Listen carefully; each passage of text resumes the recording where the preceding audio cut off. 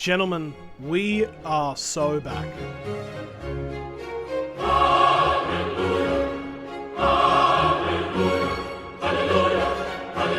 Hello guys, E899 here and welcome to today's video where we are doing the official tips and predictions of round 1 of the 2024 NRL season.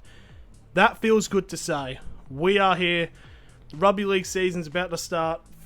Ball-to-wall footy till the beginning of October. We're so back. We're so back, ladies and gentlemen. Starting with the first game, obviously we've got to talk about this Sunday's doubleheader in Las Vegas. And the first match of the season is the Manly Sea Eagles up against the South Sydney Rabbitohs. Now, for the Manly Sea Eagles, all three Trbojevics are expected to be starting the team. It's finally good to see that Ben's now starting to break in. So at least there'll be, hopefully, 2 Trbojevic players that last the full season. Hopefully Tom does stay healthy for their sake. And you've also got Luke Brooks in the team, which I'm very excited to see how that plays out, playing in the halves alongside Daly Cherry Evans. And from what I've heard from DCE speaking, he's just kind of, they're trying to get as much pressure off of Luke Brooks as possible, which I think is a really good thing, because if you heard how people talk about him, he'd almost be single-handedly the reason the Tigers are bad, even though it's many issues that are the reason for that. But very excited to see how Manly goes. Honestly, very exciting team in terms of what might happen and as they push for the final. Another team that's looking to push into the finals, the South Sydney Rabbitohs. Now, South Sydney have been hit with a little bit of an injury bug as of late. Campbell Graham has been ruled out for nearly the entirety of the regular season with his sternum surgery.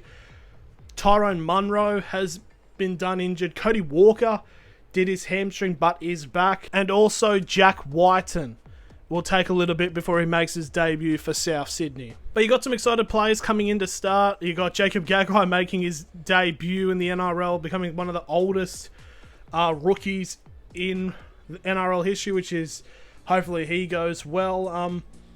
But yeah, it's going to be a very exciting game. It's going to be one that's like everyone's going to try to feel each other out, because it's not really going to be a key idea into what's going to happen, because it's like, well, they've just traveled to America, so it could be completely different. But for a prediction, I'm going to go with the South Sydney Rabbitohs taking the opening match of the NRL. Now we go to the second of the doubleheader in Las Vegas, as we go to the Sydney Roosters taking on the Brisbane Broncos. For the Roosters, obviously Dominic Young is not playing in this match, but thank God it's not as serious as what it first was, because god damn, that crusher tackle was scary. But you've got a good stalwart in Joseph Akusa-Sawali starting alongside Joey Manu, so the Roosters should be alright. And you've also got Spencer Leniu going to start, which is a very exciting thing to see. But looking into the Brisbane Broncos team, you've got some interesting players coming in as well. You've got Dean Mariner, who's selected to be starting at winger alongside Selwyn Cobbo, who moves to the centres.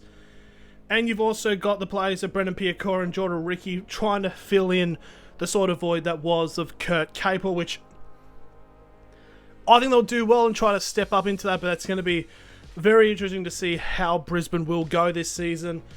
And this might be a little bit of a bold prediction somewhat, but because of the market, I'm going to go with the Sydney Roosters to take out this match.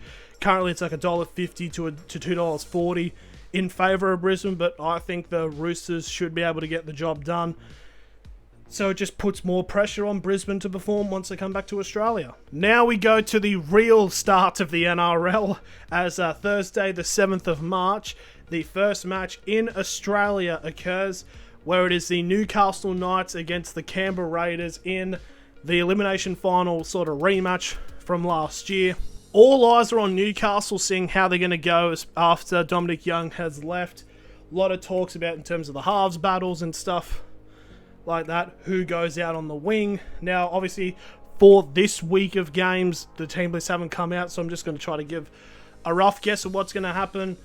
Jackson Hastings and Tyson Gamble are very much likely to be the halves pairing, and you're going to have Cogger at 14. And I feel like Tom Jenkins or Anari Tawala will get the start on the right wing, because Christian Mapapalangi, who was another player who was in that role, kind of got really injured in the game against Cronulla in the first week of the trials. Canberra is a team that they are a sleeper team. I know a lot of people, including myself, don't have them going very high, but let's be honest, Ricky Stewart is a good coach, and he's a team that, like, for example, the elimination final itself, no one in their right mind had Canberra winning that game, yet Canberra made it bloody close, because that's just what happened. They flipped the pressure on them. And I'm very excited to see how Jordan Rapana goes. He's had his first full pre-season in about 5 years, and he's actually lost a considerable amount of weight, so he's a lot lighter, so could be good signs for them and him being like the main player for him. But as a Knights fan, I'm still going to pick the Knights to win this game. It's just, like, if we don't win this game, there could be a bit of problems that we might need to look into, and it's like, uh-oh. Now we go to the Friday, 8th of March matches, and first off, we have got the New Zealand Warriors up against the Cronulla Sharks. Now, so the Warriors are deciding to throw the gauntlet down for their premiership hopes. It's because they've got Kurt Capewell and RTS is now back, so yeah, I think they've got probably one of the most stacked teams in the NRL. Now, Cronulla does look like a really interesting team looking into it, because, you know, the last couple of years, they were second a couple of years ago, then they moved down to 6th, and now they're in a bit of like a weird spot because they obviously still haven't won a finals match in the last couple of years. We have had a couple of players leave, but I do think the Sharks will still be very competitive in terms of the final race. I just think it's going to be a little too close for them to make it, but for this match, I mean, I have to go with the Warriors winning. Warriors in New Zealand haven't lost in their home country since June, and they've got probably one of the best teams the Warriors have ever had, arguably. Is that a hot take? I do not care. Now we go into the 8 PM Friday match, and we have got a big match as well. We've got the Melbourne Storm hosting the three-peat champions, the Penrith Panthers. So obviously the Panthers, this will be the final year with Jerome Luai before he goes to the Tigers to get paid. They obviously made some signings to try to fill the void of some of the players who did leave at the end of last season.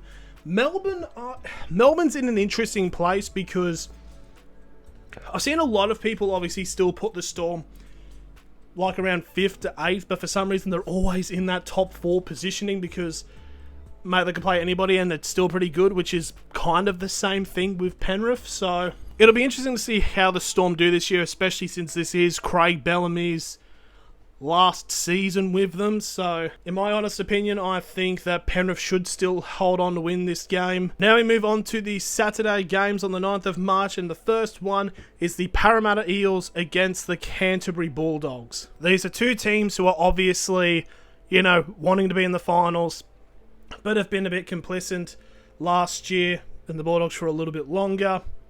But it's very interesting to see what could happen because a lot of people do have Parramatta in a very considerate position of making the finals this year. But it'd be very interesting to see how they do go this year. I do know Micah Sevo is out for the first 3 games because he decided to just crush the absolute daylights out of a player. The Bulldogs team is a very interesting side as well. Be interesting to see if Bronson Xerri does start this year. Which I feel like if he doesn't immediately, he will eventually break in regardless. So, but I will see the Bulldogs, after watching them play their first preseason match against the Storm, they've got really good depth, and I think hopefully in the next couple of years they do make the finals and maybe even challenge for a title.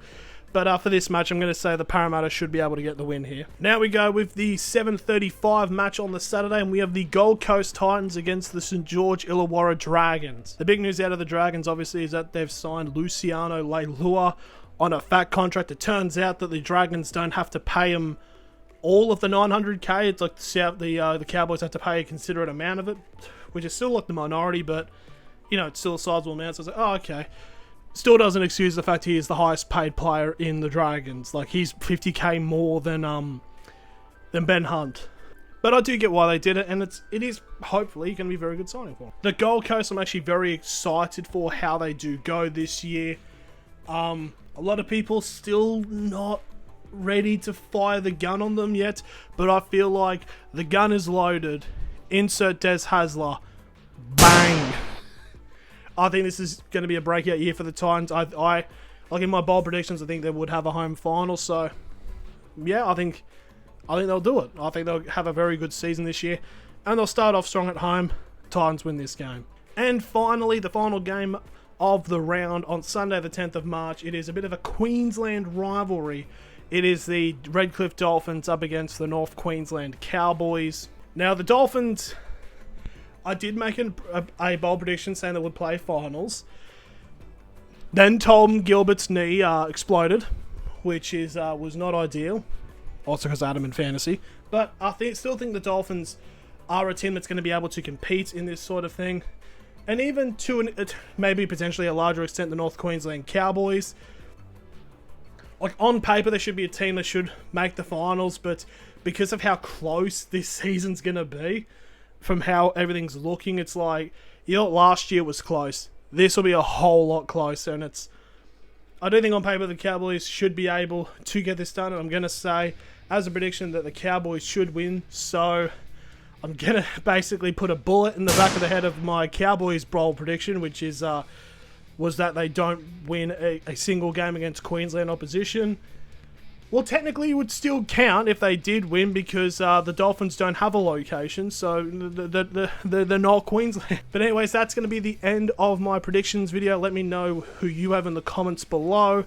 Join my fantasy league. We've got a couple of days, obviously, before it starts. You can join at the link in the description or at the top of the comments here.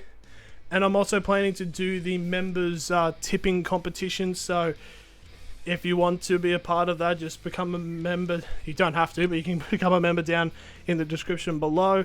Thank you all very much for watching. Rugby League's back, baby. What do the kids say? What do the kids say about, like, let's gallop, or whatever the fuck?